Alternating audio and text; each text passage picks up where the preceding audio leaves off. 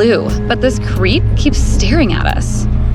As the saying goes, if a bird's not greedy, it won't perish. If a person doesn't push the limit, they won't die. But for someone with limited self-restraint, courting disaster is just a regular part of life. I'm talking to you!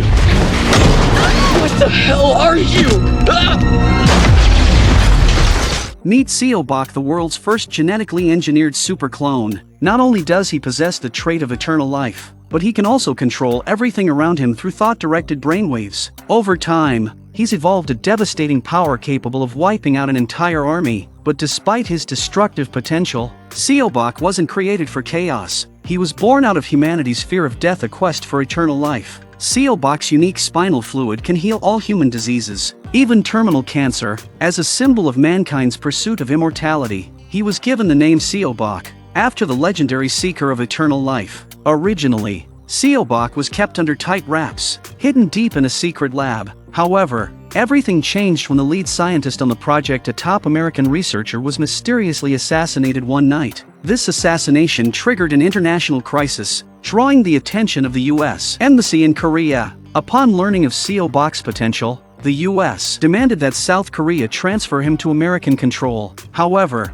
Chief On, the head of South Korean intelligence, had his own agenda. Fully aware of the experiment's far-reaching implications, On decided to involve an outsider to handle Seobok. His top choice for this mission? Min Ji-hyun, a former intelligence agent who's anything but ordinary. Min Ji-hyun, facing a terminal illness and the ticking clock of his own mortality, had no intention of taking on this mission. But when Chief On dangled the possibility of a cure, Min, terrified of death, decided to give it a shot. Witnessing Seobok's miraculous abilities at the secret lab filled him with a renewed hope for survival. Protecting Seobok now became Min's mission. If he could get Seobok to the destination safely, he'd become the first candidate for Seobok's experimental treatment. Seobok was now Min's last lifeline. What Min didn't realize was that Chief On saw him as nothing more than a disposable pawn, planning to eliminate him once his role was fulfilled. Sir.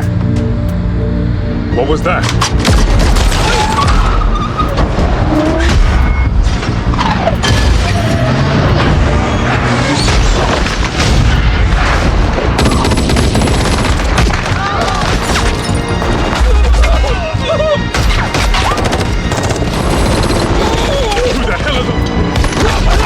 But those plans quickly unraveled when a mercenary force launched a surprise attack on the convoy. As Seobok's escort, Min was ready to fight to the death. He knew if anything happened to Seobok, not only would his cure be lost, but he'd also be discarded by his superiors, with death his only future.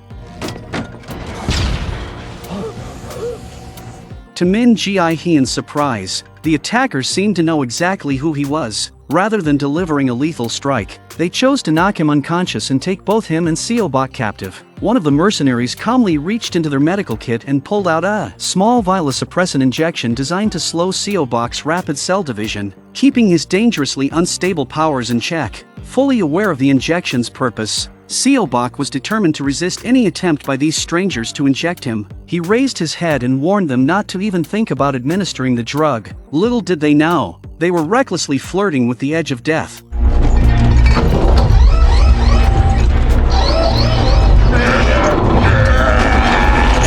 Even bound to a chair, Seobok's brainwaves emitted an overpowering force, a psychic pressure capable of crushing a person in an instant. Seizing the opportunity, Min quickly overpowered their captors, then drove off with Seobok.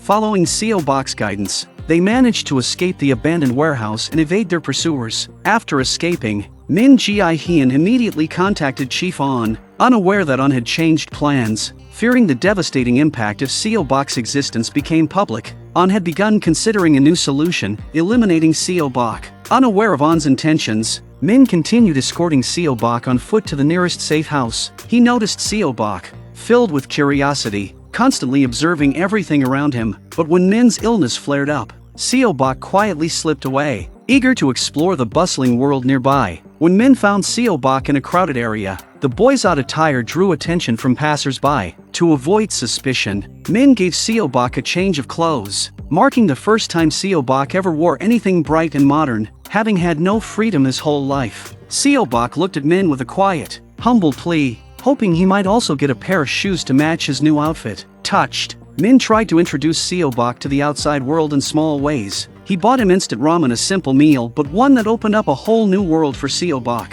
who had never tasted anything from outside the lab.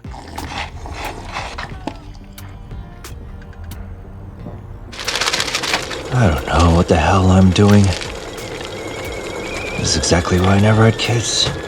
This brief interaction made Min even more curious about Seobok's childhood, but as he listened to Seobok recount how he had been subjected to inhumane treatments from birth, including painful injections that stripped him of any sense of self, Min was left speechless. Only one person, Dr. Im Se-eun, the scientist who created him, had ever shown him any care. Just then, an alert sounded. Someone was infiltrating the safe house. Min checked the monitors and confirmed it was a team from the intelligence agency. He allowed them in, but the moment one agent verified Seobok's identity, he raised his gun, aiming straight at the target. Told you that! That's classified intel. This is a We mistake. have no choice.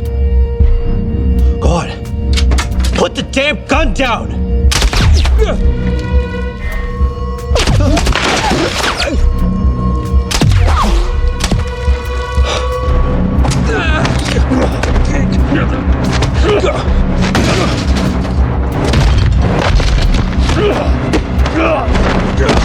The sudden blast threw Min Ji-hyen back, and as he staggered into the room, he froze at the sight before him. Without lifting a finger, Seobok had unleashed a mental force that destroyed everything around him, taking down the intelligence agents in an instant. Witnessing this, Min couldn't help but view Seobok as something beyond human, a force of nature, almost monstrous in his abilities. Just then, Shifun called, and Min finally saw through on schemes. He recalled a painful chapter from his past. He and a partner had once risked everything on a mission for their country, only to be scapegoated when the operation failed. Branded as traitors on a national wanted list, cornered, his partner had produced damning evidence of Chifon's corruption, hoping it might clear their names. But Min, unwilling to face off against those in power, chose to submit, and in the end, his partner paid the ultimate price, dying to protect him. Since that day, Min felt he was haunted by karma. Soon after, he was dismissed from the agency, and not long after, he was diagnosed with a terminal illness. Min, determined not to repeat past mistakes, defied the order to execute Seobok. Instead, he reached out to Dr. Shin Haxian from the lab for help. However, unknown to him, the true force behind the Seobok project was Chairman Kim, the man most desperate to capture Seobok. After a lifetime of investing in research to achieve immortality, Chairman Kim's time was running out, and Seobok was his last hope for eternal life. Once Min confirmed that Chifon intended to kill Seobok, Chairman Kim, the powerful tycoon funding the experiment, declared war on the intelligence agency. Believe that sales pitch? They want it because they want it for themselves. But that's all, really. Kim, do as I say if you still value that sad old life of yours, huh? You're only a businessman at the end of the day, so stay in your fucking lane! You stupid fool. Furious, Chifon immediately ordered an all-out manhunt for Seobok and Min Ji-hyen, with strict shoot-to-kill instructions for any resistance. Now fully aware of the deadly risks, Min Ji-hyen relentlessly strives to evade surveillance and capture. But while refueling the car, Seobok's curiosity once again caused trouble. He lashed out at two boys who mocked him, instantly revealing their location. This triggered a heated argument between Min and Seobok. During the confrontation, Seobok challenged Min, questioning his hypocrisy. So you can Seobok's save words your hit Min life is hard, why, huh? exposing his desperation Yeah. and the selfishness of a man afraid So I of can dying. save my life. I'm begging you, okay? Huh? So why should I care about saving your life? All men die anyway. Caught off guard, Min was left speechless, his past guilt resurfacing. As his emotions intensified, Min's illness flared, and he collapsed. When he came to, a renewed clarity washed over him. Even if Seobok could save him through experimental treatment, the cost sacrificing someone's entire freedom felt too high. Resolving to give Seobok a chance at a life beyond captivity, Min encouraged him to leave the country and never look back. Yet Seobok expressed that he had nowhere to go. He had no home or place in the world. His only memories were of the cold, sterile lab, where the only person who had ever shown him true care was Dr. Im Se-eun, the scientist he considered his mother. Shocked but understanding, Min respected Seobok's choice to return to the lab. knowing that, for Seo Bok, it was the closest thing to a home he'd ever known. Seo Bok used his powers to create a striking vision, showing Min Ji-hyen a profound truth. Death is not the end. True loss comes from being forgotten. As they neared the end of their journey, Seo Bok asked Min to take him to a place he'd always wanted to see, a place tied to memories of his mother, Dr. Seon. Seo Bok had long believed that he was created to replace her child, who had died tragically. He understood that Dr. had engineered him as a stand-in for the son she lost. Yet this replacement status left him feeling incomplete and unfulfilled. For Dr. Seo Bok might be a substitute, but to himself, he was a person with his own emotions, though without control over his life or any real connection to family. As a genetically modified clone, Seo Bok existed as an outcast, viewed with disdain and fear by the world. Dr. was the only person who showed him kindness, though even her affection was limited. Min, who faced his own terminal loneliness, felt a deep empathy for Seo Bok's despair. Yet despite everything, Seo Bok seemed somehow more optimistic than him. But with the prolonged absence of suppressants, Seo Bok's rapid cell division took a toll on his body, causing him to cough up blood. Alarmed, Min sped toward the lab, desperate to get help. However, the intelligence agency intercepted them mid-journey. After a relentless chase, they were cornered. Just when all seemed lost, a swarm of armed drones swooped in, tearing apart the agency's convoy. Chief On, watching in shock, instantly recognized the drones as the same model used in the assassination of the American scientist. To his greater surprise, he realized that Chairman Kim had orchestrated everything, controlling these lethal operations from behind the scenes all along. Min Ji-hyen and Seo Bok were taken back to the lab, where Chief On immediately confronted Chairman Kim via video link, warning him that if he continued down this path, he'd be waging a one-man war against the nation. But Chairman Kim, with wealth and power rivaling that of a country, And passed it off as a terrorist attack with mercenaries. Yes, quite a job, Mr. Chairman. As you know, I have a serious condition. Doctors say I don't have much time. I'm sitting around waiting to die. What would I be afraid of? was unfazed. Meanwhile, Min awoke, oblivious to the tense standoff outside. All he knew was that Seo Bok, upon their return, had been forced into becoming a test subject. Min was designated as the first human trial recipient, but when he learned that the price was for Seo Bok to be eternally confined and drained of his spinal fluid as a living vessel, he realized the full extent of the cruelty around him. But don't you think that's inhumane? Inhumane. It's like harvesting insulin from a pig. Seobok isn't human. You know that. Wait. You grew attached to him. It dawned on Min that no one could truly restrain Seo Bok. Seo Bok was willingly sacrificing himself, choosing to grant Min a chance at life and fulfill Dr. Seon's dream of curing humanity. But for Min, who had experienced betrayal and faced death, he knew that every human deserved the right to choose their fate. Why should Seo Bok, created with a human mind and body, be denied that basic human right?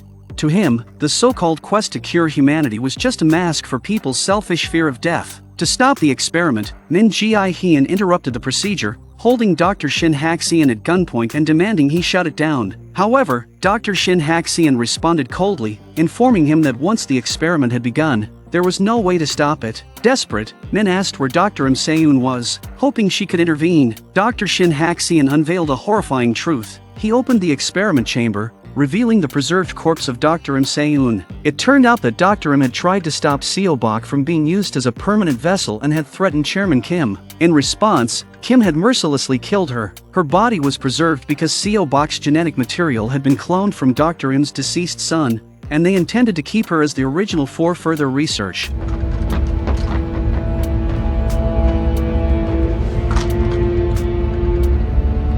If scum like you live forever, it will be a hell on earth.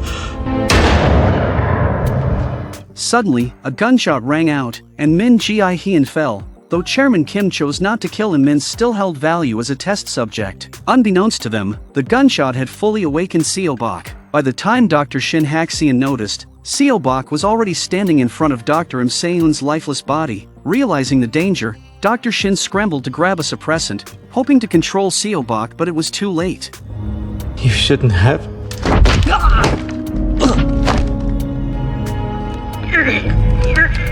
With his only emotional anchor now gone, Seo Bok shattered the restraints on his power. In the entire lab, Dr. M had been the only person with any influence over him.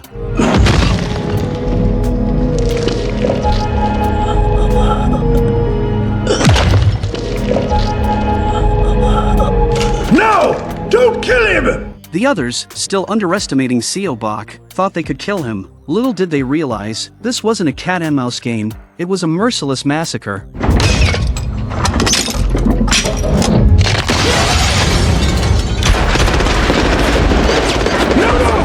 I said don't kill him! Don't shoot him! In his unleashed state, Seo Bok exuded a terrifying aura that felt like death itself descending. His psychic power was devastating. He could twist, crush, and obliterate anything in his path. Chairman Kim, paralyzed and powerless, was swiftly reduced to nothing but debris under Seo Bok's relentless force.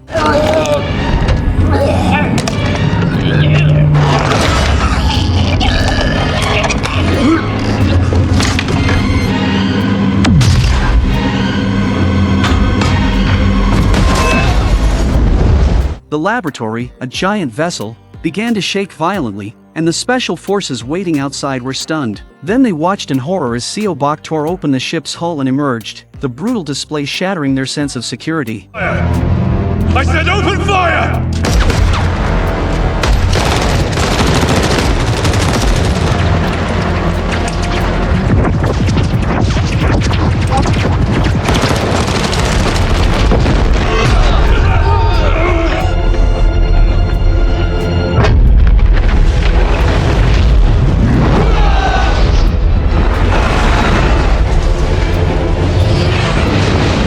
However, the energy drain took a toll on Seo Bok. Exhausted, he could barely keep his body upright. Chiffon, witnessing Seo Bok's terrifying capabilities, was now more determined than ever to ensure the secret of his existence would never reach the public. He rolled up in an armored vehicle, attempting to take down Seo Bok with heavy artillery, but even against this assault, Seo Bok managed to hold his ground, though his strength was waning. Just as Chiffon adjusted his aim for a final blow, Min Ji-Hyun burst onto the scene in another armored vehicle. He rammed into Chiffon's vehicle and positioned himself between Seo Bok and the attackers, using the car as a shield to protect him.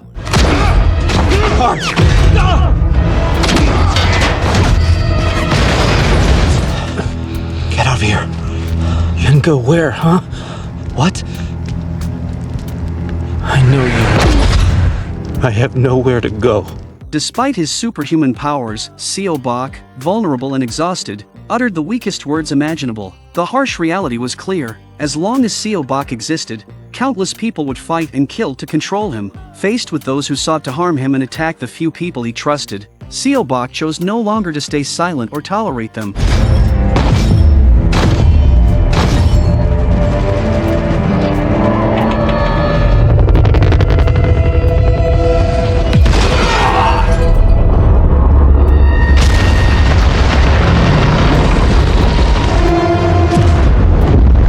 His unleashed power was devastating. The entire Special Forces unit, hundreds strong, was reduced to a hellish battlefield of flames and screams, resembling a scene from a Judgment Day inferno. Min Ji-Hyun tried to plead with Seo Bok to stop, urging him to show mercy, but Seo Bok was merciless, declaring that these people were no different from insects. After all, if everyone must die someday, why shouldn't it be now?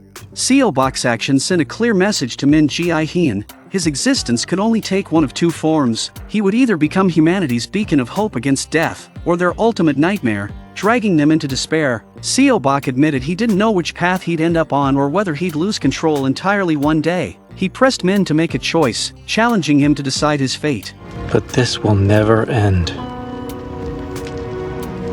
It will never end as long as I live. It will only end when I'm gone. In this moment, Min Ji-Hyun realized how deeply Seo Bok understood the world and saw through human motives. To Seo Bok, those who sought to use him were driven by either extreme good or extreme evil. If Min chose his own survival over Seo Bok's freedom, how would he be any different from Dr. M. Seun or Chairman Kim, who had created Seo Bok to satisfy their own desires? Seo Bok had already revealed a fundamental truth to him. Humanity's greatest fear isn't death, it's the dread of leaving no lasting mark, of being forgotten. Death was never the true end, oblivion was. You're right. I know now. I won't be scared anymore.